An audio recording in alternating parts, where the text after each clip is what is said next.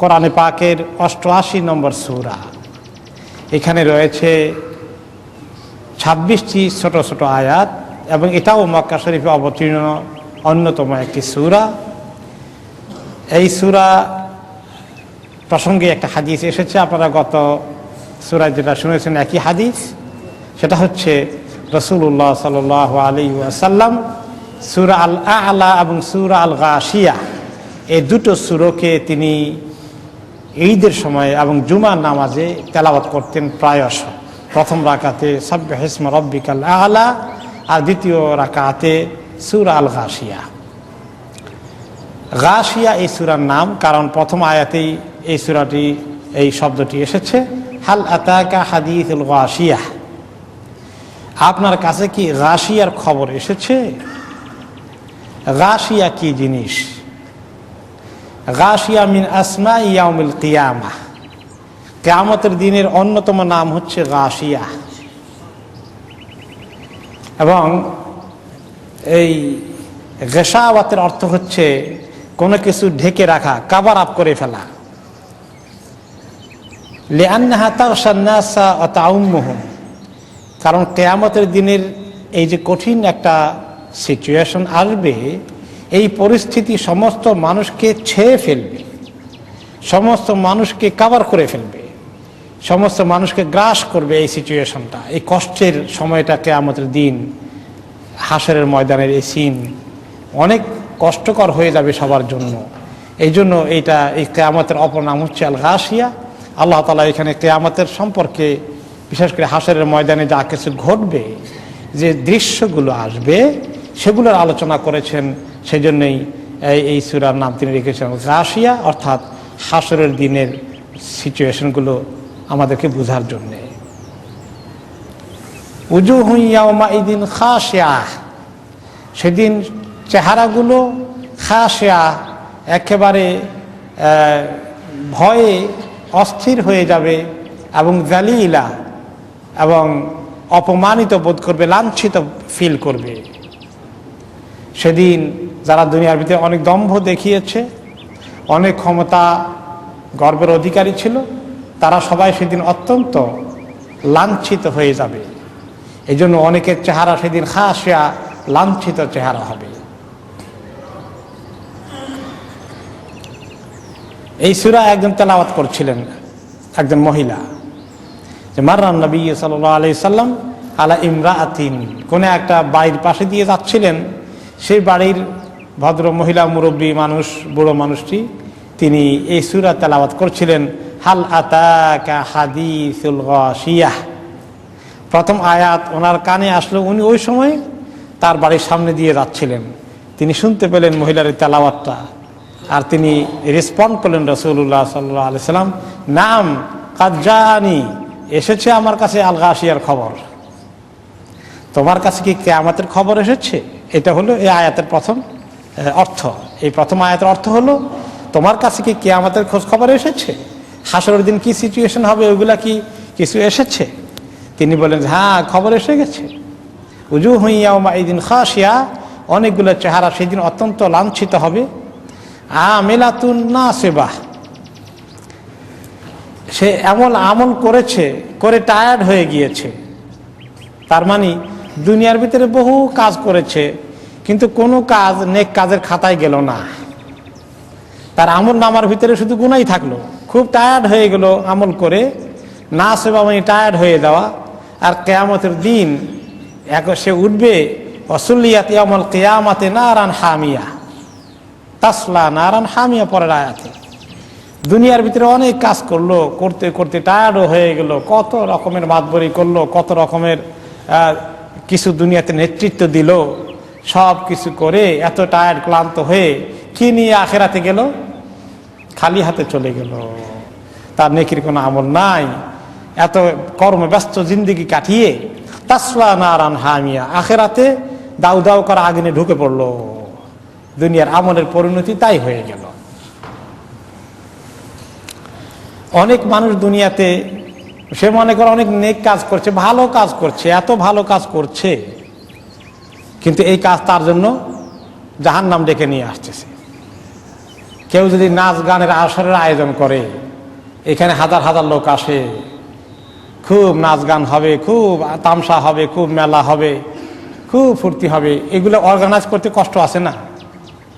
যারা এই কষ্ট করে আয়োজন করলো, কি টায়ারটা হয়ে গেল, তারা মনে করলো কত ভালো কাজই না করছি, সবাই খুব এনজয় করলো, খুব মজা লাগছে নাচটা দেখে, খুব মজা লাগছে গানটা শুনে, সবাইকে উপহার দিল। তার পরিণতি কি হয়ে গেল?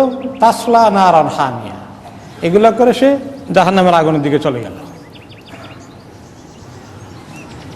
সূরা আল কাহফে আল্লাহ তাআলা বলেছেন, কিছু লোক আছে ওয়াহুম ইয়াহসাবুনা আন্নাহুম ইহসানুনা সুনআ, কিছু লোক আছে উল্টাপাল্টা কাজ করে, এত ব্যস্ত থাকে, কত ব্যস্ত, আর মনে করে আমি কত ভালো কত দামি কাজ করছি, কত জরুরি কাজ করছি,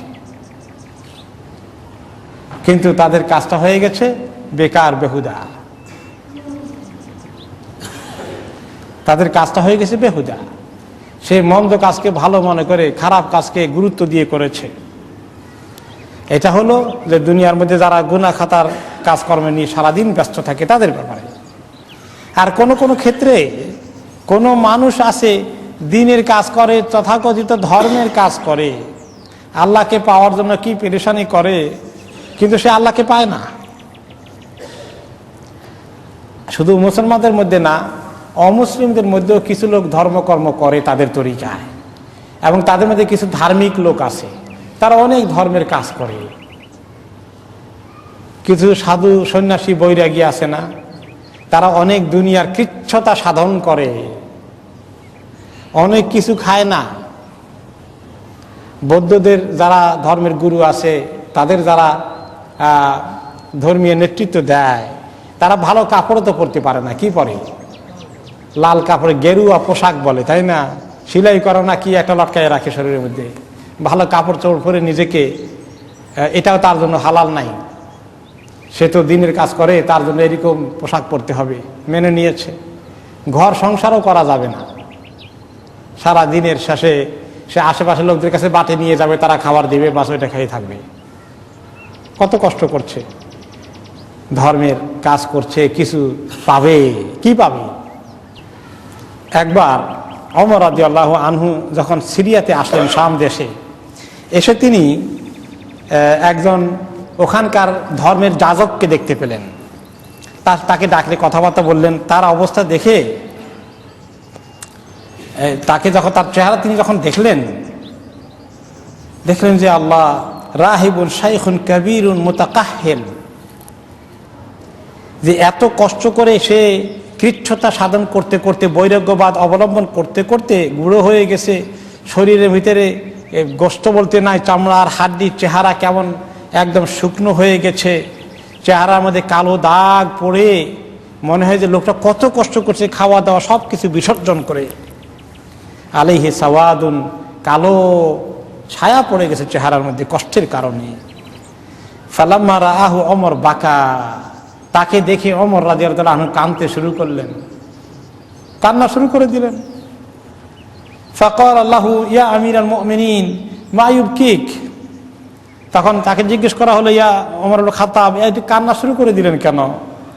তিনি বললেন, হাদাল মিসকিন তালাবা আমরান ফালাম ইউসিবহু ওয়া রাজা রাজাআন ফাখতাহু, কারে এই অসহায় লোকটা কি ঠকানা ঠকলো, সে এমন একটা ব্যাপার পেতে চেয়েছে, সে এটা কখনো পাবে না। এমন একটা আশা করেছে যে আশাটা তাকে তার ধূলিসাৎ হয়ে যাচ্ছে। তার মানে সে আখেরাতে জান্নাত চেয়েছে, দুনিয়ায় কষ্ট সাধন করে, ধর্মের এইরকম এক্সারসাইজ করে, এত কষ্ট করে আল্লাহর কাছে আখেরাতে ভালো পেতে চেয়েছে। পাবে কি ভালো? ঈমান কি আছে সব নবীর প্রতি? কিছুই পাবে না, এত কষ্ট করে বেকার হয়ে গেল। তাহলে দুনিয়াতে যারা এই সঠিক ইসলামের শিক্ষাকে মিস করেছে, তারা কিন্তু অনেক কষ্ট করে, অনেক পরিশ্রম করে সব বেকার হয়ে গেল, অনেক বেকার হয়ে গেল। এমনকি মুসলমানদের মধ্যেও কিছু কিছু লোক গোমরাহ হয়ে যায় মাঝে মধ্যে। তাদের এক্সাম্পল এসেছে খারিজি সম্প্রদায়ের মধ্যে, খারিজি সম্প্রদায়ের এক্সাম্পল এসেছে। নবী করিম সাল্লাল্লাহু আলাইহি সাল্লাম কাছে একটা হাদিস আছে, আলী রাদিয়াল্লাহু আনহু যখন হারুরায় গেলেন, খারেজির সঙ্গে যুদ্ধ করতে। খারেজিরা ওনার বিরুদ্ধে বিদ্রোহ করলো, বাগাবত করলো, তিনি তাদেরকে দমন করতে গেলেন। আর সেখানে গিয়ে খবর পেলেন যে তারা এত ইবাদত করে, রাত দিন ইবাদত করতে করতে তাদের হাঁটুগুলো উটের হাঁটুর মতো হয়ে গেছে, দাগ পড়তে পড়তে, পাথরের মধ্যে সেজদা, রুকু সেজদা করতে করতে কপালে দাগ পড়ে পড়ে কপাল খসখসে হয়ে গেছে। সারাদিন রোজা রাখে, খায় না, এত আল্লাহ আল্লাহ করে, এত আল্লাহকে ডাকে, কিন্তু তাদের কর্মসূচি ভুল। আলী রাদিয়াল্লাহু আনহু মতন এত বড় একজন সাহাবী, তার বিরুদ্ধে ওরা যুদ্ধ ঘোষণা করেছে, ওনাকে হত্যা করলে তারা জান্নাতে যেতে পারবে। দেখছেন গোমরাহি ইসলামের নামে। তাদের ব্যাপারে আলী রাদিয়াল্লাহু আনহুকে রাসূলুল্লাহ সাল্লাল্লাহু আলাইহি ওয়াসাল্লাম সুসংবাদ, ভবিষ্যৎবাণী করে গেছেন যে শুনে, তোমার জামানায় কিছু লোক বিদ্রোহ করবে, তারা মুসলমান থাকবে তথাকথিত, কিন্তু তাদের আমল দেখবে তোমরা, তাহকিরুনা সলাতাকুম মা সলাতিহিম, তাদের নামাজ দেখলে তোমরা তোমাদের নামাজকে কিছুই মনে করবে না। কি নামাজ পড়ো তোমরা? তারা এত বেকার হয়ে নামাজ পড়ছে। ওয়া সিয়ামাকুম মা সিয়ামিহিম, তাদের নফল রোজার পরিমাণ দেখলে তোমাদের নফল রোজার পরিমাণ উল্লেখ করার মতো কিছুই না। ওয়া আমালাকুম মা আমালিহিম, আর তাদের এইভাবে আমল আখলাক দেখলে, আমল দেখলে তোমাদের আমল কিছুই মনে হবে না। ইয়ামরুকুনা মিনাদ দ্বীন কামা ইয়ামরুকুস সাহমু মিনার রামিয়াহ, অথচ তারা দিন থেকে এভাবে দ্রুত গতিতে খসে যাবে, দিন থেকে দূরে সরে যাবে, যেভাবে ধনুক থেকে তীর ছুড়লে, ছেড়ে দিলে কত তাড়াতাড়ি তীরটা ধনুক থেকে বের হয়ে যায়, খুব দ্রুত গতিতে। এইভাবে তারা ইসলাম থেকে দ্রুত গতিতে বেরিয়ে যাবে, এত আমল করে ইসলাম থেকে খারিজ হয়ে যাবে। এই জন্য তাদের নাম হচ্ছে খাওয়ারেজি। এটা হলো ইসলামের ভেরি এক্সট্রিম এক্সাম্পল। এবং শেষ পর্যন্ত তারা আলী রাদিয়াল্লাহু আনহুকে হত্যা করেই ছাড়লো। আর হত্যা করে তারা মনে করলো যে ব্যক্তি হত্যা করেছে সেই ব্যক্তি তো পরে আবার তাকে কতল করা হয়েছে, ধরা পড়েছে। তারা সেই ব্যক্তিকে মনে করলো দেশে শহীদ হয়ে গেছে, আলীকে হত্যা করে সে কামিয়াবি অর্জন করেছে। চরম পন্থা, very extreme kind of idea, মানুষকে অনেক বিভ্রান্ত করে ফেলতে পারে। তাহলে কিছু লোক আছে দুনিয়ার মধ্যে তারা অনেক কষ্ট করবে, কিন্তু আখেরাতে তাদের কপালে কিছুই থাকবে না। এই সমস্ত যাজকরা এত কষ্ট করলো, ওমর রাদিয়াল্লাহু আনহু তাকে দেখে কাঁদলেন, আখেরাতে তার কাছে জান্নাত থাকবে? কিছুই পাবে না, কারণ হককে মিস করে ফেলেছে। তাহলে আমেলাতুন নাসিবা, কিছু লোক অনেক কষ্ট করে আমল করবে, টায়ার্ড হয়ে যাবে, কিন্তু শেষ পর্যন্ত হবে তাসলা নারান হামিয়া, দাউ দাউ করা গরম আগুনের ভিতরে ঢুকে পড়বে। এছাড়া আর কল্যাণ তার কাছে কিছু নাই, সমস্ত আমল বেকার হয়ে গেল। তুসকা মিন আইনিন আনিয়া, আর তাদেরকে আগুনের মধ্যে এভাবে গরম করা হবে, গরম পানি খাওয়ানো হবে। পিপাসা লাগলে তাদেরকে একেবারে ফুটন্ত পানি দেওয়া হবে খাওয়ার জন্যে। এত ফুটন্ত পানি, যে পানি ব্যাপারে তাফসিরে এসেছে, লা ওয়াকাত নুকতাতুম মিনহা আলা জিবালি দুনিয়া লাযাবাত, এত গরম পানি দুনিয়ার মধ্যে কোনো পাহাড়ের উপরে রাখলে এই পাহাড় মাটির সঙ্গে মিশে যাবে গরমের কারণে, এত গরম। এরকম পানি তাদেরকে খেতে দেওয়া হবে, কত কষ্টের কথা হবে। লাইসা লাহুম তাআমুন ইল্লা মিন দারি', তাদের কোনো খাবার থাকবে না একমাত্র দরি ছাড়া। দরি কি জিনিস? দরি আরব দেশে এক ধরনের এই ছোট গাছের মতো বা ঘাসের মতো, একটা হার্বের মতো পাওয়া যায়, ছোটখাটো। যু শাওকিন লাসিকুন বিল আরদ, এটা মাটির সঙ্গে মিশে থাকে, অনেক কাঁটা এর মধ্যে আছে। তুসামিহি কুরাইশ আশ-শিবরিক ইযা কানা রাতবান ফাইদা ইয়াবিসা ফাহুয়া দারিয়া, এটা কাঁচা থাকলে তখন এটার নাম হলো শিবরিক, আর এটা শুকিয়ে গেলে তাকে বলা হয় দরিয়া। লা তাকরাবুহু দাব্বাতুন ওয়ালা বাহিমাতুন ওয়ালা তারআ, এটা এত তিতা, এত কাঁটাদার, এটার কাছে কোনো গরু ছাগল কোনো হাইওয়ানও যায় না খাওয়ার জন্য। সাংঘাতিক তিতা এবং কাঁটাদার একটা ছোট গাছের মতো, মাটির সঙ্গে লেগে থাকে ঘাসের মতো। ওয়াহুয়া সুম্মুন কাতিল, এমনকি এর মধ্যে বিষ আছে, এটা খেলে মানুষ মারাও যেতে পারে। এত বিষধর একটা প্লান্ট। ওয়াহু আখবাতুত তাআমি ওয়া আসনাইহি, সেটা হচ্ছে অত্যন্ত বিশ্রী খাবার। কোনো মানুষ কোনো প্রাণী যে জিনিসটাকে খায় না, সেই জিনিস তাদেরকে খাওয়ানো হবে। দুনিয়ার মধ্যে যা কিছু আছে এগুলো এক্সাম্পল আল্লাহ তাআলা নাম মেনশন করেছেন, কিন্তু আখেরাতে এগুলো একদম দুনিয়ার মতো হবে না, বরঞ্চ আখেরাতে এগুলোর অবস্থা আরো খারাপ হবে। দরিয়ে দুনিয়াতে যেরকম আছে সেটার মতো হলেও চলতো, তার চেয়ে অনেক বেশি খারাপ হবে আখেরাতে। এইরকম দরিয়ে জাতীয় খাদ্য তাদেরকে খেতে দেওয়া হবে। কোন কোন রেওয়ায়েতে আসে দরিয়ে মানে হচ্ছে আর জাক্কুম, কাঁটাদার যে খাদ্য জাহান্নামীর দিকে দেওয়া হবে, সেটার অর্থ দরিয়ে এসেছে। যেটাই হোক, আল্লাহ তাআলা বলছে, আমাদেরকে ইমাম কুরতুবী বলেন, ওয়া ইন্নামা দাল্লানা আল্লাহু আলাল গায়ব ইনদাহু বিল হাদির ইনদানা। আল্লাহ তাআলার কাছে জাহান্নামে যে গায়েব রেখেছেন আমরা তো দেখি না, সেগুলো বোঝানোর জন্য আল্লাহ তাআলা দুনিয়ার কিছু এক্সাম্পল, কোনো নাম টাম ব্যবহার করেছেন। কিন্তু সত্যিকার অর্থে ফাল আসমাউ মুত্তাফিকাতুদ দালালা ওয়াল মাআনি মুখতালিফা। কাজেই দুনিয়ার মধ্যে নামের দিক থেকে মিললেও দরিটা আখেরাতে অনেক খারাপ হবে। তার অর্থ, তার কনসেপ্ট, তার খারাপই অনেক গুণ বেশি। তেমনি জান্নাতের নিয়ামতগুলো, ওয়া কাযালিকা মা ফিল জান্নাতি মিন শাজারিহা ওয়া ফুরুশিহা, জান্নাতের যে খাবার দাবার, ফল ফলাদি থাকবে, আঙ্গুর থাকবে, আম থাকবে, ভালো ভালো ফলগুলো দুনিয়ার থাকবে, কিন্তু এগুলো কি দুনিয়ার আঙ্গুরের মতো স্বাদ হবে? দুনিয়ার আমের মতো স্বাদ হবে? অনেক গুণ, কত গুণ বেশি। এটা ব্যাখ্যা করে বোঝানোর মতো ভাষা পৃথিবীর কোনো ডিকশনারিতে নাই। এরপরে আল্লাহ তাআলা তখন এই খানা যখন দেবেন, তারা ক্ষুধায় চিৎকার করে খানা চাইবে, আহারে ক্ষুধায় মরে গেলাম একটু খানা দাও। তখন ফেরেশতারা এই খানা নিয়ে আসবে। খেতে গেলে গলার মধ্যে আটকে যাবে, তিতা বিষ জহর। এর খাওয়া যে কত শাস্তি, খেতে পারবে না, জোর করে আবার খেতে হবে। যদি খেয়েও ফেলে জোর করে, ফেরেশতারা জোর করে খাওয়াই দেয়। লা ইউসমিনু ওয়ালা ইউগনি মিন জু, এই খাবার তাদেরকে কোনো নিউট্রিশন দেবে না, খাবারের কারণে শরীরের মধ্যে কোনো শান্তি আসবে না, বরঞ্চ খাবারটা তাদের জন্য আরো অশান্তির কারণ হবে।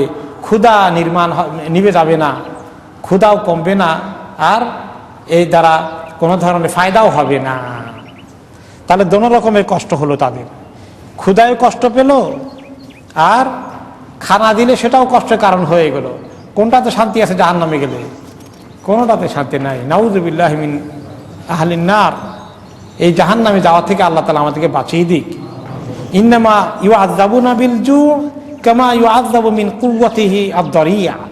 তারা যেভাবে ক্ষুধায় কষ্ট পাবে, আবার দরিয়ের খাবার দিলে সেটাতেও কষ্ট পাবে। কোনো দিক থেকে তাদের শান্তি নাই। এরপরে আল্লাহ তাআলা ইরশাদ করেন, উজুহু ইয়াওমাইদিন নাঈমা লিসাইহা রাদিয়া ফি জান্নাতিন আলিয়া। আর কিছু চেহারা সেদিন কি হবে? অত্যন্ত নিয়ামতে হাস্যোজ্জ্বল থাকবে, নিয়ামতে ডুবে থাকবে। আইয়ুরাফু নাঈমু ফিহা, চেহারা দেখলে বোঝা যাবে এই জান্নাতি হয়ে গেছে, তার চেহারায় কত নিয়ামতের লক্ষণ ফুটে উঠেছে। জান্নাতে গিয়ে তারা যে নিয়ামতগুলো এনজয় করবেন, তার ফলে তাদের চেহারায় এত সুন্দর, এত হাস্যোজ্জ্বল, এত আরামের চিহ্ন চেহারা লেগে থাকবে। লিসাইহা রাদিয়া, তারা তাদের দুনিয়া যে কষ্ট করেছে, আমল করেছে, চেষ্টা তদবির সংগ্রাম অব্যাহত রেখেছে, এইগুলো তাদেরকে অনেক খুশি করে ফেলেছে, এগুলো তাদের জন্য সুসংবাদ নিয়ে এসেছে। রাদিয়াত আমালাহা, তারা যে আমল করেছে সে আমল দেখে তারা খুশি হয়ে যাবে। আলহামদুলিল্লাহ, কষ্ট করে যে আমল করেছি আল্লাহ তাআলা আজকে আমাদেরকে পুরস্কৃত করেছেন। তারা এত সন্তুষ্ট হয়ে যাবে যে তাদের আমল আজকে তাদেরকে কোথায় নিয়ে এসেছে, আল্লাহ তাআলা কবুল করে ফেলেছেন। তাদের আমলের কারণে আল্লাহ তাআলা তাদেরকে জান্নাত দান করেছেন। ফি জান্নাতিন আলিয়া, তাদেরকে উঁচু জান্নাত দেওয়া হবে। জান্নাতটা উঁচু আর জাহান্নামটা হবে নিচু। জান্নাত হবে অনেক উঁচু জায়গায়, আর জাহান্নাম হবে অনেক গভীর গর্তের মতো জায়গায়। জান্নাত থেকে জাহান্নামীদেরকে নিচের দিকে তাকিয়ে অনেক গর্তে তাদের আযাব দেখা যাবে। জান্নাত উঁচু, দুনিয়ার মধ্যে উঁচু জায়গায় বাড়িঘর করতে মানুষ পছন্দ করে, ঠিক কিনা? আগের দিনের জমিদাররা বাড়িঘর কোথায় করতো? রাজা বাদশারা উঁচু টিলার উপরে সারা দুনিয়া দেখা যাবে। এরকম আল্লাহ তাআলা জান্নাতকে উঁচু জায়গায় স্থাপন করবেন। লা তাসমাউ ফিহা লাগিয়া, এবং সেখানে কোনো ধরনের বেহুদা কথা, বাজে কথাবার্তা শোনা যাবে না। কেউ কোনো বাজে কথা বলবে না, সবাই সেখানে ভালো কথা বলবে। সেখানে কোনো ধরনের গালমন্দ, তর্কাতর্কি অথবা কোনো ধরনের গুনার কথা কিছুই হবে না। অন্য আয়াতে আল্লাহ তাআলা বলেছেন, লা ইয়াসমাউনা ফিহা লাগওয়ান ইল্লা সালামা, সেখানে কেউ বাজে কথা বলবে না, শুধুমাত্র সালাম, কথার মধ্যে শান্তি এবং সালাম। লা লাগওয়ান ফিহা ওয়ালা তা'সীম, কোনো বেহুদা বাজে কথা নেই, কোনো গুনার কথা নেই। সেখানে আল্লাহ তাআলা নিয়ামত রেখেছেন কি কি? ফিহা আইনুন জারিয়া, সেখানে চলন্ত প্রবাহিত পানির ফোয়ারাগুলো রয়েছে। ফিহা সুরুরুম মারফুয়া, সেখানে উঁচু বেডগুলো রয়েছে।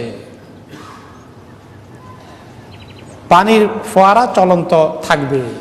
পানি যদি এমনি শুধু পুকুরের মতো থাকে তাহলে পানিটা কিন্তু প্রবাহিত হয় না।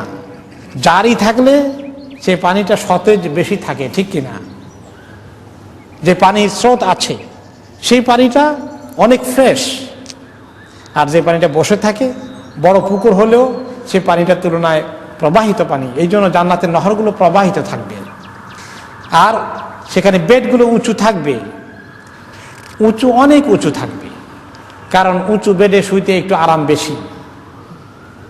আর বেশি উঁচু হয়ে গেলে আবার উঠবে কেমনে সেখানে? তাহলে সেখানে উঠতে আবার সিঁড়ি লাগবে নাকি? যখন আল্লাহর বান্দা, আল্লাহর ওয়ালি শুইতে যাবে, শোয়ার ইচ্ছা করবে, বেডটা অটোমেটিক্যালি এরকম করে নিচে নেমে আসবে, কোনো সুইচ টিপা লাগবে না। ইচ্ছার নাম সুইচ।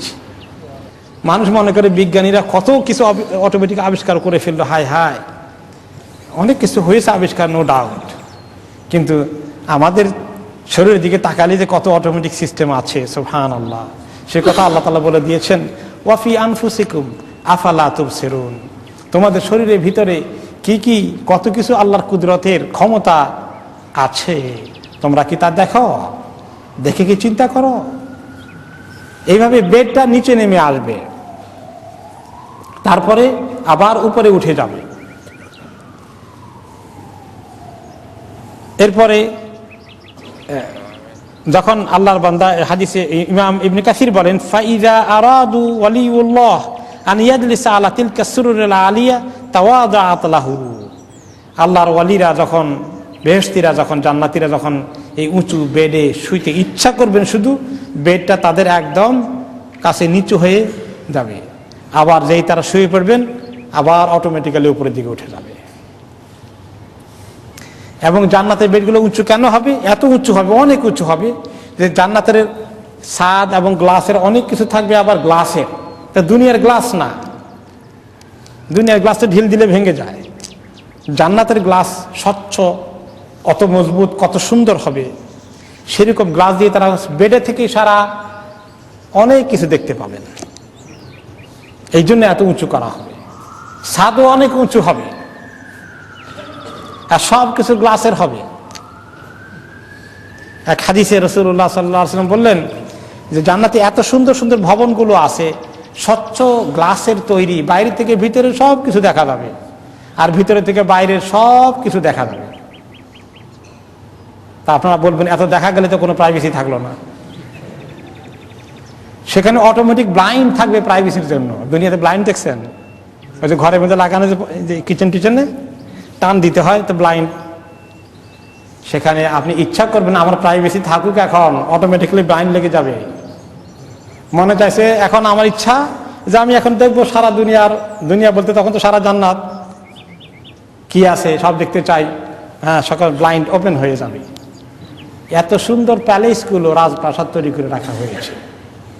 তো সাহাবা কেরাম জিজ্ঞেস করলেন, কার জন্য এত সুন্দর সুন্দর ভবনগুলো নির্মাণ করে রাখা হয়েছে ইয়া রাসূলুল্লাহ? বললেন, লিমান আলানাল কালাম, যার কথাগুলো সুন্দর, মানুষকে কড়া ভাষায় কথা বলে না, মার্জিত ভাষায়, নম্র ভাষায় মানুষের সঙ্গে আচার ব্যবহার করে, তারা কথা বলে না।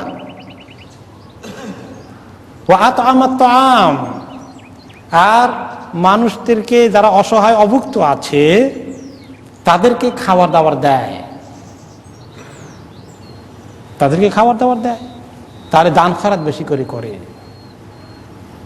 ও তাবা সিয়াম, আর রোজার পরে রোজা রাখতে থাকে, তার মানে অনেক নফল রোজায় অভ্যস্ত আছে। এরপরে ওয়াসাল্লা বিল্লাইলি ওয়ান নাসু নিয়াম, আর রাতের বেলায় মানুষ যখন গভীর ঘুমে অচেতন, তাহাজ্জুদের সময় উঠে তাহাজ্জুদ পড়া শুরু করে দেয়। তাদের জন্য এত সুন্দর জান্নাতকে আল্লাহ তাআলা তৈরি করে রেখেছেন।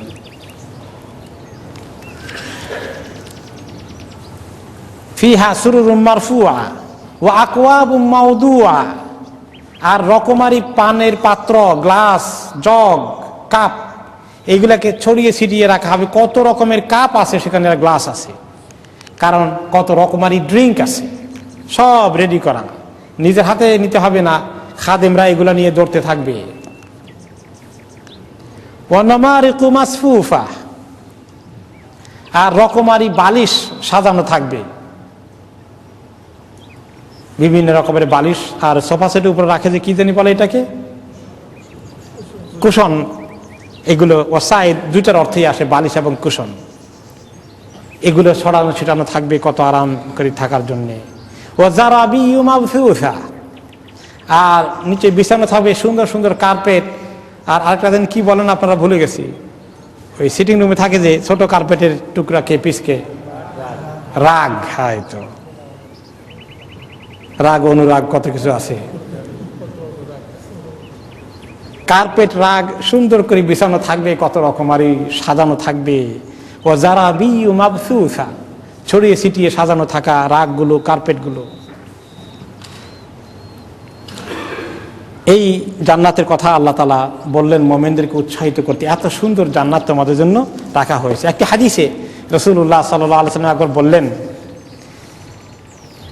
আলা হাল মিন মুসাম্মিরিন লিল জান্নাহ, কেউ আসো রেডি হয়ে কষ্ট করতে জান্নাত পাওয়ার জন্য, জান্নাতের জন্য উৎসাহী কেউ আসো। ফাইনাল জান্নাতা লা খাতারা লাহা, জান্নাত এমন জিনিস কি আছে সেখানে চিন্তা করে মানুষ আবিষ্কার করতে পারবে না, কল্পনা করে কোনো কল্পনাও আঁকতে পারবে না। হিয়া ওয়া রাব্বুল কাবা নূরুন ইয়াতালাআলা, জান্নাত নূরে পরিপূর্ণ, শুধু নূরের চমক দেখতে পাবে জান্নাতের মধ্যে। ওয়া রাইহানাতুন তাহতাজ, সুগন্ধ মোহময় করে ছড়ানো থাকবে সেই জান্নাতের মধ্যে। ও কাসরুন মাসিদ, সুউচ্চ প্রাসাদগুলো নির্মাণ করা থাকবে। ও নাহরুন মুত্তারাদ, আর প্রবাহিত নহরগুলো, জান্নাতুন তাজরি মিন তাহতিহাল আনহার। ও সামারাতুন নাদিজা, পাকা টসটসে ফলগুলো সুমিষ্ট সুস্বাদু। ও জাওজাতুন হাসনাউন জামিলা, কত সুন্দরী স্ত্রী অপেক্ষায় থাকবে। হুলালুন কাসীরা, কত রকমের আচ্ছাদন, কাপড় চোপড়, বেশভূষা, পোশাক কত সুন্দর আল্লাহ তাআলা দেবেন। ও মাকামুন ফি আবাদিন ফি দারিন সালিমা, চিরদিন থাকার জন্য নিরাপদ ঠিকানা। ও ফাকিহাতুন ও খুদরা, কত রকমের ফল ফলাদি, কত রকমের সবুজ শ্যামল শাক সবজি এবং শস্যগুলো। ও এরপরে ও হিবরাতুন ওয়া নি'মা, শুধু মেহমানদারি আর নিয়ামাতে দিয়ে বারে বারে আপ্যায়িত করা হবে। ফি মাহাল্লাতিন আলিয়াতিন বাহিয়া, কত উঁচু জান্নাতের ঠিকানা তৈরি করে রাখা হয়েছে, কত সুন্দর, কত আকর্ষণীয় ঠিকানা। ক্বালু নাআম ইয়া রাসূলুল্লাহ নাহনুল মুসাম্মিরুনা লাহা, সাহাবায়ে কেরাম যারা সামনে ছিলেন তারা বললেন, ইয়া রাসূলুল্লাহ, আমরা এই জান্নাতের জন্য উদ্গ্রীব হয়ে আছি, আমরা জান্নাত পেতে ইনশাআল্লাহ আমরা ইচ্ছুক হয়ে আছি, এর জন্য যা করা লাগে আমরা করতে প্রস্তুত হয়ে আছি। নবী করিম সাল্লাল্লাহু আলাইহি ওয়াসাল্লাম বলেন, কুলু ইনশাআল্লাহ, ইনশাআল্লাহ যোগ করো। ক্বালাল কওমু ইনশাআল্লাহ, তখন সাহাবারা সবাই বলেন ইনশাআল্লাহ। তো আল্লাহ তাআলার কাছে জান্নাত পাওয়ার জন্য নবী করিম সাল্লাল্লাহু আলাইহি ওয়াসাল্লাম সাহাবায়ে কেরামকে কিরকম উৎসাহিত করেছেন দেখছেন তো। জান্নাতের জন্য উৎসাহিত করতে হয়, এই জন্য কোরআন হাদিস পড়ে পড়ে আমাদের ঈমানকে তাজা করতে হবে, জান্নাতের লোভ পয়দা করতে হবে, জাহান্নামের ভয় দিলের ভিতরে ঢুকাতে হবে, তা নাহলে দুনিয়ার ফিতনা গুনার জায়গা থেকে সেফ থাকা কি সহজ নাকি? কত কঠিন, কত কঠিন। এই জান্নাতের খবর যখন আসলো, দেওয়া হলো, দেওয়ার পরে সাহাবাদের এই মুখ থেকে শুনে, নবী করিম সাল্লাল্লাহু আলাইহি ওয়াসাল্লামের কাছে তেলাওয়াত শুনে কাফেররা বলল, আরে এত যা বলে এইগুলা কি কোনোদিন বানানো সম্ভব নাকি? কত কল্প কাহিনীর জান্নাতের কথা শোনায়, এগুলো বাস্তবে সম্ভব নাকি কোনোদিন? এরকম বেড হয় নাকি যে একেবারে এত উঁচু হবে অটোমেটিক্যালি নেমে যাবে? তখন তো তারা বিজ্ঞানের অটোমেটিক কোনো সিস্টেমও দেখে নাই। এগুলো কোনো হওয়ার জিনিস নাকি? তো আল্লাহ তাআলা বলেন, আমি বুঝি এগুলো বানাইতে পারবো না আখিরাতে। দুনিয়াতে যেগুলো বানিয়ে দিয়েছে ওগুলো একটু দেখো দেখি, আমার কুদরতের কিছু প্রমাণ পাওয়া যায় কিনা দেখো। আফালা ইয়ানজুরুনা ইলাল ইবিলি কাইফা খুলিকাত, তারা কি এই উটের দিকে দেখে না যে উটকে কিভাবে সৃষ্টি করা হয়েছে? উটের সৃষ্টি ইয়ারহামুকাল্লাহ বড় অদ্ভুত। আমরা সেদিকে আসবো একটু পরে। ওয়া ইলাস সামাই কাইফা রুফিআত, আকাশকে কত উঁচু করে তৈরি করা হয়েছে। বেগাইরি আমাদিন তারাউনাহা, কোন রকমের সেখানে কোনো খুঁটি নাই, এত বড় ছাদ কিসের উপরে দাঁড়িয়ে আছে। ওয়া ইলাল জিবালি কাইফা নুসিবাত, এত বিশাল বিশাল পাহাড়গুলো কে ভাবে ধরে রেখেছে, দাঁড়িয়ে আছে মাথা তুলে, পাহাড়গুলো হেলে দুলে পড়ে যায় না। ওয়া ইলাল আরদি কাইফা সুতিহাত, তারা কি জমিনকে ভূমিকে দেখে কিভাবে এটাকে সমতল করে সারা দুনিয়াকে বিছিয়ে দেওয়া হয়েছে বিছানার মতো করে। ওয়াল আরদা বিসাতা, এগুলো আল্লাহ তাআলা বললেন যে এগুলো দেখো, দেখে তোমরা চিন্তা করে দেখো যে আল্লাহ তাআলার ক্ষমতা আছে কি না। ইমাম ইবনে কাসির রাহমাতুল্লাহ আলাইহি বলেন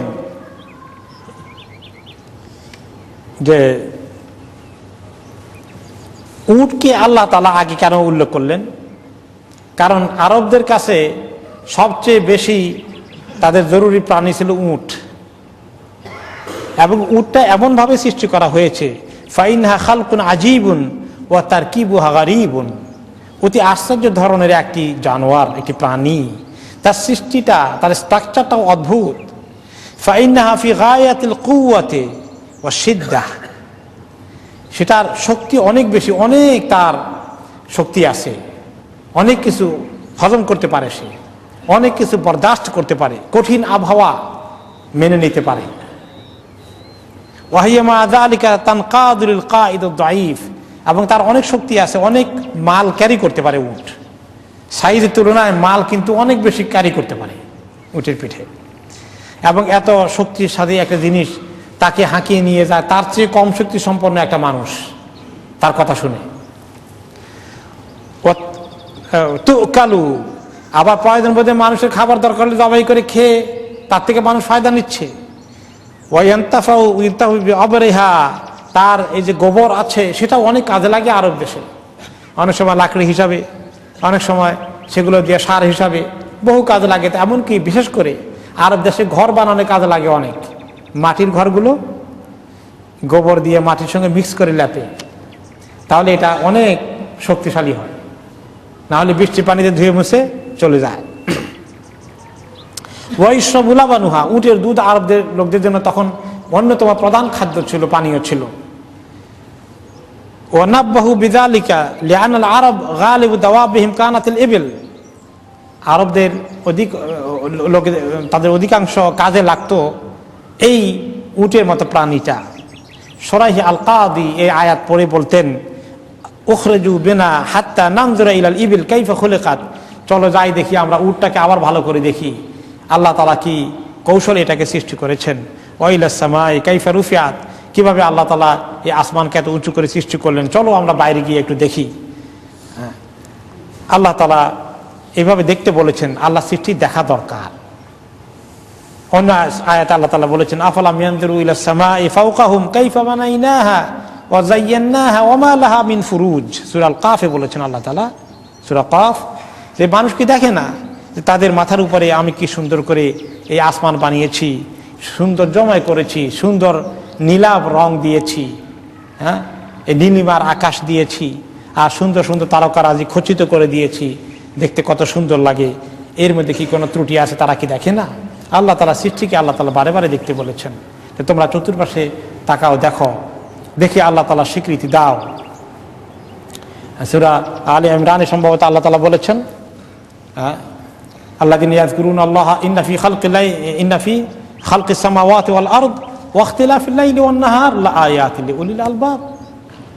আকাশ জমিনের সৃষ্টি, রাত দিনের বিবর্তন, এগুলোর মধ্যে জ্ঞানী লোকদের জন্য অনেক নিদর্শন রয়েছে, অনেক শিক্ষণীয় বিষয় রয়েছে। তারা কি এগুলো দেখে, নাকি তারা এগুলো না দেখেই তারা চোখ বন্ধ করে থাকে? এই উটের কথা আল্লাহ তাআলা বললেন, এবং তারপরে আল্লাহ তাআলা আরও কিছু বললেন, আকাশের কথা বললেন এবং পাহাড়ের কথা বললেন। এই ক্ষেত্রে ইমাম ইবনে কাসির রাহমাতুল্লাহ আলাইহি বলেন, ফানুব্বিহাল বাদাউই আলাল ইস্তিদলাল বিমা ইউশাহিদুহু মিন বাঈরিহি আল্লাযী হুয়া রাকিবুন আলাইহি। আরব বেদুইনদের কাছে সওয়ার হওয়ার মতো, এক জায়গা থেকে আরেক জায়গায় যাওয়ার জন্য, এক জায়গা থেকে আরেক জায়গার মালামাল নেওয়ার জন্য এই ট্রান্সপোর্টেশনের মধ্যে অন্যতম কি ছিল প্রধান? এই উট। সে ওখানে চড়ে। ওয়াসসামাউল্লাতী ফাওকা রাসিহি, তার মাথার উপরে আকাশ দেখা যায়। অল জাবালুল্লাযী তুজাহাহু, সামনের দিকে তাকালে সে দেখে পাহাড় রয়েছে। তার হাতের কাছে যেগুলো আছে সেগুলো দিয়ে আল্লাহ তাআলা উদাহরণ দিয়েছেন। ওয়াল আরদুল্লাতী তাহতাহু, তার পায়ের নিচে আল্লাহর জমিন আছে, সেটার উদাহরণ দিয়েছেন। এগুলোর বাইরে তো তাদের কাছে আর তেমন কিছু ছিল না। ওখানে সমুদ্র আছে নাকি সেটা আল্লাহ তাআলা এই জন্য উল্লেখ করেন নাই। হাতি আছে নাকি উটের থেকে তো বড়, সেটা কথা আল্লাহ তাআলা বলেন নাই। যেগুলো তার আশেপাশে আছে আরবি বেদুইনকে বলে আল্লাহ তাআলা বললেন, আলা কুদরতি খালিকি যালিকা ওয়া সানিহি, আল্লাহ তাআলার যিনি এগুলো সৃষ্টিকর্তা, তার কুদরতকে আল্লাহ তাআলা তাদের সামনে তুলে ধরলেন যে আল্লাহ তাআলা কত কুদরত রাখেন। বেদুইনরা খুব সাদামাটা ছিল, এই জন্য আল্লাহ তাআলা তাদের সামনে প্রাকৃতিক দৃশ্যগুলো সাদামাটা এক্সাম্পল দিয়েছেন। তারা এই এক্সাম্পলের ভিত্তিতেই তারা মেনে নিত। তারা বেশি লম্বা চূড়া কোনো ইন্টেলেকচুয়াল ডিসকাশন, লেকচার তাদের দরকার হতো না। ভেরি সিম্পল মাইন্ডেড ছিল তারা। আনাস রাদিয়াল্লাহু তাআলা আনহু বলেন যে আমরা কুন্না নুহিনা আন্নাস আলা রাসূলুল্লাহ সাল্লাল্লাহু আলাইহি ওয়াসাল্লাম আন কুল্লি শাই, আমরা আমাদের মনে বিভিন্ন সময় প্রশ্ন আসলেও আমরা নবী করিম সাল্লাল্লাহু আলাইহি ওয়াসাল্লামকে বেশি জিজ্ঞেস করতাম না, কারণ জিজ্ঞেস বেশি করা বেয়াদবি, এবং আল্লাহ তাআলা নিষেধ করেছেন যে আল্লাহ নবীকে বেশি বেশি প্রশ্ন করে কষ্ট দিও না। তখন আমরা কি করতাম? অপেক্ষায় থাকতাম। বেদুইনরা আসলে, তাদের মনে প্রশ্ন আসলে চট করে জিজ্ঞাসা করবে, তারা কোনো কিছু ধারে না। আমরা অপেক্ষায় থাকতাম কখন বেদুইন আসবে, আসলেই সবে হাজির হয়ে যেতাম। আর কোনো কোনো সাহাবী কি করতেন, বেদুইনকে জিজ্ঞেস করতেন, এটা জানো নাকি সেটা জানো নাকি, খাওয়াইতেন ভালো করে। তার মানে তার মাথায় প্রশ্ন ঢুকিয়ে দিতেন, সে যদি জিজ্ঞাসা করে ফাঁকে দিয়ে উত্তর পাওয়া যাবে। তো একবার এরকম বেদুইন আসছে, এসে বললেন,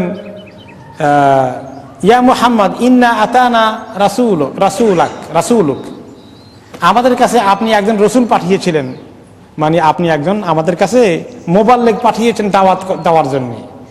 যে রাসূল অর্থ হলো যিনি বাণী নিয়ে যায়, দাওয়াত নিয়ে যায়, মেসেঞ্জার হয়ে যায়।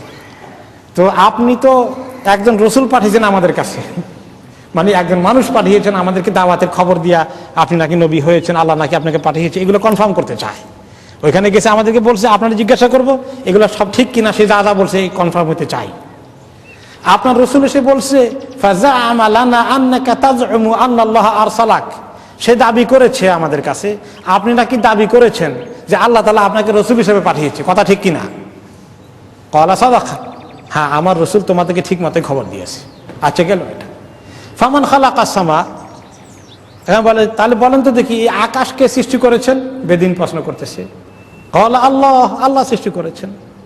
ক্বালা ফামান খালাকাল আরদ, জমিনকে সৃষ্টি করেছেন বলেন তো দেখি? ক্বালা আল্লাহ, আল্লাহ সৃষ্টি করেছেন। ক্বালা ফামান নাসাবা হাযিল জিবাল ওয়া জাআলা ফীহা মা জাআল, এই বিশাল পাহাড়কে সৃষ্টি করেছে, আর সেখানে কত রকম, কোন জায়গায় পাহাড় পাথর, কোন জায়গায় গাছপালা, কত কিছু সৃষ্টি করেছেন। কোন জায়গায় পাহাড়ের ভিতরে নদীর স্রোতধারা সৃষ্টি করেছেন। এগুলো কে সৃষ্টি করেছেন? আল্লাহ, আল্লাহ।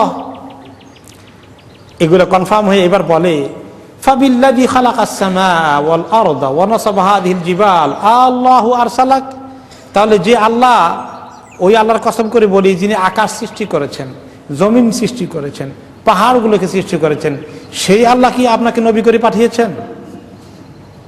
ক্বালা নাআম, তিনি বলেন যে হ্যাঁ, ওই আল্লাহই পাঠিয়েছেন আমাকে। ক্বালা ওয়া যাআমা রাসূলুকা আন্না আলাইনা খামসু সালাওয়াতিন ফি ইয়াউমিনা ওয়া লাইলাতিনা, আপনি যাকে রাসূল পাঠিয়েছেন তিনি ক্লেম করেছেন, তিনি দাবি করেছেন যে আপনি নাকি বলেছেন রাত দিনে 5 ওয়াক্ত নামাজ ফরজ আছে, অবশ্যই পড়তে হবে। ক্বালা সাদাক, হ্যাঁ ঠিকই তো বলেছে, আমি এটা বলে দিয়েছি। ক্বালা ফাবিল্লাযী আরসালাকা আল্লাহু আমারাকা বিহাযা, তাহলে যে আল্লাহ আপনাকে পাঠিয়েছেন সেই আল্লাহর কসম করে বলি, ওই আল্লাহ কি আপনাকে এই 5 ওয়াক্ত নামাজের হুকুম দিয়েছেন? ক্বালা নাম, হ্যাঁ তিনি দিয়েছেন। ক্বালা ওয়া যাআমা রাসূলুকা আন্না আলাইনা যাকাতান ফি আমওয়ালিনা, আপনার নবী ক্লেম করেছেন আমাদের নাকি মালের মধ্যে খালি যাকাত দেওয়া লাগবে, আবার বছরে শেষ হিসাব টিসাব করে, এটাও কি আপনার আল্লাহ বলে দিয়েছেন? ক্বালা সাদাক, হ্যাঁ সত্যি বলেছেন। তা কে হুকুম দিয়েছে? আমার আল্লাহ হুকুম দিয়েছেন। হ্যাঁ, তারপরে ওয়া যাআমা রাসূলুকা আন্না আলাইনা হাজ্জাল বাইত মান ইসতাতা ইলাইহি সাবিলা, আপনার রাসূল আরো দাবি করেছেন আমাদেরকে নাকি জীবনে একবার আল্লাহর ঘরের হজ আদায় করতে হবে, যে ব্যক্তি এ করার সামর্থ্য রয়েছে। ক্বালা সাদাক, ঠিকই তো বলেছে। ক্বালা সুম্মা ওয়াল্লা, এগুলো শুনে তারপরে তার কথাবার্তা শেষ, প্রশ্ন যা ছিল সব একদম গাটাগট করে শেষ, এখন তার ডিউটি এখন চলে যাবে। সুম্মা ওয়াল্লা, এবারে মাশাআল্লাহ ওয়া সালাম দিয়ে চলে গেল, আর কোনো কথাবার্তা নাই। যাইতে যাইতে বলে ওয়াল্লাযী বাআসাকা বিল হক লা আযীদু আলাইহিনা শাইআন ওয়া লা আনকুসু মিনহুনা শাইআন, আল্লাহর কসম যেভাবে যেভাবে বলেছেন সেভাবে সেভাবে এমন ঠিকভাবে আমল করব, একটুও বাড়াবো না একটুও কমাবো না, হুবহু আমল করব।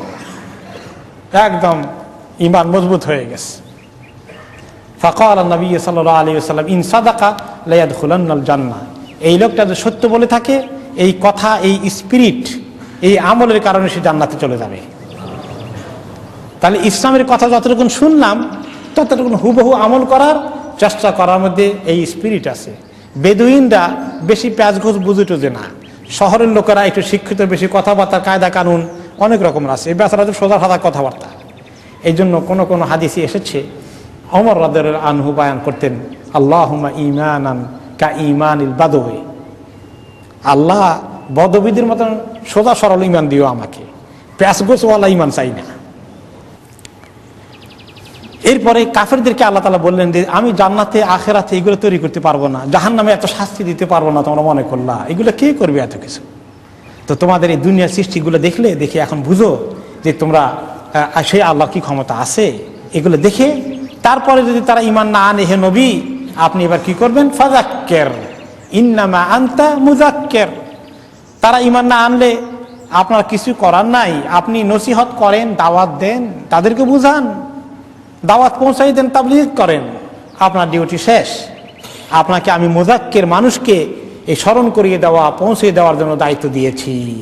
লাস্তা আলাইহিম বিমুসাইতির, আপনাকে ক্ষমতা দেই নাই যে আপনি ক্ষমতা প্রয়োগ করে তাদেরকে ইসলামের ভিতরে দাখিল করে দিবেন, এইটার ডিউটি আপনাকে দেই নাই।